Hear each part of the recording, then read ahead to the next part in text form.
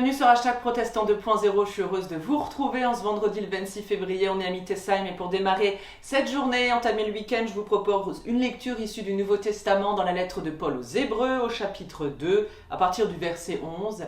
C'est Jésus qui lui-même se donne pour aller jusqu'au bout avec nous dans la vie et même au-delà. Et voici ce qu'il nous est dit, Jésus qui purifie les êtres humains de leurs péchés et ceux qui sont purifiés ont tous le même Père.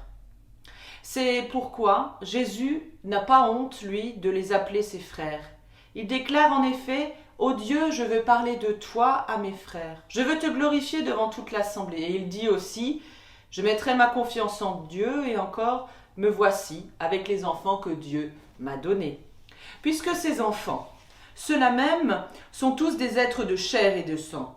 Jésus lui-même est devenu comme eux. Il a participé à leur nature humaine. C'est ainsi que par sa mort, il a pu écraser le diable qui détient la puissance de la mort et délivrer ceux que la peur de la mort rendait esclaves durant leur vie entière. En effet, ce n'est assurément pas aux anges qu'il vient en aide, mais c'est aux descendants d'Abraham. C'est pourquoi il devait devenir en tous semblable à ses frères, afin d'être leur grand prêtre plein de bonté et fidèle au service de Dieu, et ce pour assurer le pardon des péchés du peuple. Et maintenant, il peut secourir tous ceux qui sont tentés parce qu'il a passé lui-même par la tentation et la souffrance. Alors je vous l'ai dit, Jésus, voilà, nous montre le chemin. Un chemin qui va vraiment jusqu'au bout de toute chose. Il est pleinement fils de Dieu, il est au-dessus des anges, c'est ce qu'on apprend ici même. En devenant homme, il se fait solidaire pleinement de tout ce qui fait la vie humaine. Il traverse des épreuves, il meurt, il souffre, il meurt même sur une croix. Et à travers cette souffrance, il a manifesté un amour qui va bien jusqu'au-delà de toute chose. La mort est pleinement vaincue et Jésus montre ce chemin. Un chemin qui est fait pour tous ceux qui le veulent, tous ceux qui veulent le suivre.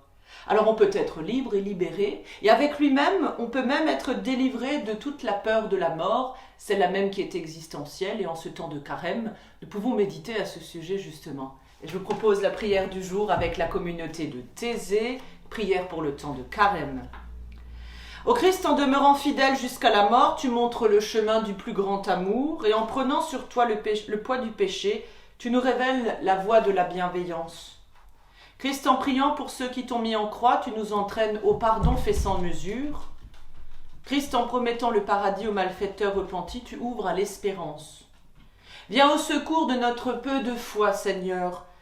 Crée pour nous un cœur pur et renouvelle notre esprit, et que ta parole nous habite et nous garde pour toujours.